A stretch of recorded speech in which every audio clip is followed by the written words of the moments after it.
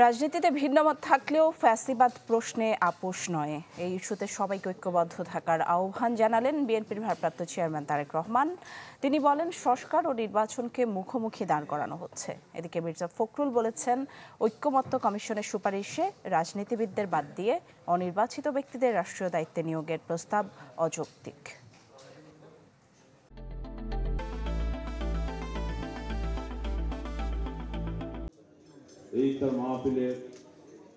রাজনৈতিক দল ও সুশীল সমাজের সম্মানে রাজধানীতে ইফতারের আয়োজন করে 12 দলীয় জোট, যেখানে বিএনপি, জামায়াত সহ বিভিন্ন রাজনৈতিক দলের নেতারা অংশ নেন।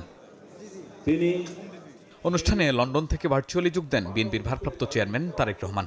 আহ্বান জানান, রাজনীতিতে ভিন্নমত থাকলেও দেশের মানুষ, গণতন্ত্র আর ফ্যাসিবাদ বিরোধী প্রশ্নে সবাইকে একমত থাকার। রাজনৈতিক ভিন্ন মত আছে, আদর্শ সবার এক নয়, কিছু কিছু ভিন্নতা আমাদের আছে, কিন্তু একটি জায়গায় আমরা সকলে এক। বাংলাদেশ, বাংলাদেশের মানুষ, গণতন্ত্র, এখানে কিন্তু কোনো বিভেদ নেই। বেসিক বিষয়টিতে আমরা সকলে একত্রিত। আমাদের সর্বোচ্চ চেষ্টা থাকবে আগামী দিনে ঐক্যকে বজায় রেখে, ঐক্যকে ধরে রেখে এই দেশের মানুষের প্রত্যাশিত গণতন্ত্রকে আমরা প্রতিষ্ঠিত করব। এই দেশের মানুষের প্রত্যাশিত সংস্কার প্রক্রিয়াকে আমরা সকলে মিলে আলোচনার মাধ্যমে সকলে মিলে বাস্তবায়ন করব। দুঃখজনকভাবে সংস্কার এবং নির্বাচনকে মুখোমুখি দাঁড় করানো হচ্ছে মন্তব্য করে তারেক রহমান বলেন, সংস্কার প্রক্রিয়া চলমান, শেষ হওয়া কোনো কিছুই সংস্কার নয়। সংস্কার যেটা শেষ হয়ে যায় সেটা তো সংস্কার হতে পারে না। এটা একটা কন্টিনিউয়াস প্রসেস, চলমান প্রক্রিয়া সংস্কার। যদি সে কোনো একটি বিষয় শেষ হয়ে যায় সেটি সংস্কার নয়। কাজেই সংস্কার শেষ হয় না, সংস্কার চলমান প্রক্রিয়া।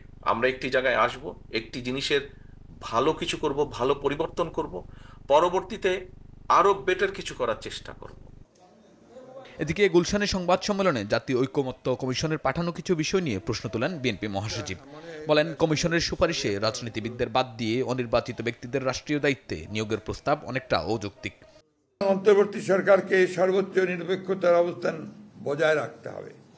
কোনো মহলকে রাজনৈতিক ফায়দা হাসিলের এজেন্ডা যেন সরকারের কর্মপরিকল্পনার অংশ না হয়, সেদিকে সজাগ দৃষ্টি রাখতে হবে।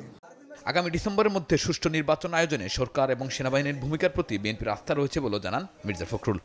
নির্বাচনের ব্যাপারে এর আগেও আপনার সেনাবাহিনী সহযোগিতা করেছে, এখনো করবে, সেটাই তো স্বাভাবিক। শাহনেওয়াজ বাবলু, চ্যানেল 24, ঢাকা।